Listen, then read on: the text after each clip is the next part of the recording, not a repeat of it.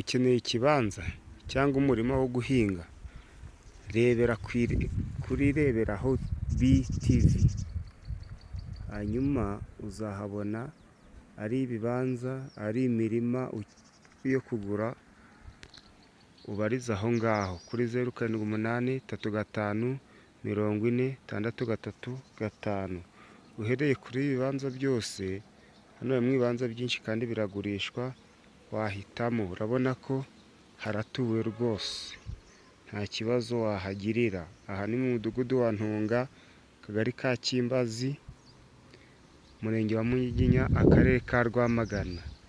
Ibikorwa by'amajyambere byose wakenera ntacyo wahaburira, ari amazi, ari umuhanda, ari amashuri ari hafi, ari ivuriro riri hafi, ari isoko riri hafi, byose ndagira ngo nkubwire ngo ntacyo wahaburira. Ari abaturanyi beza barahari, kandi rwose ni amafaranga makeya.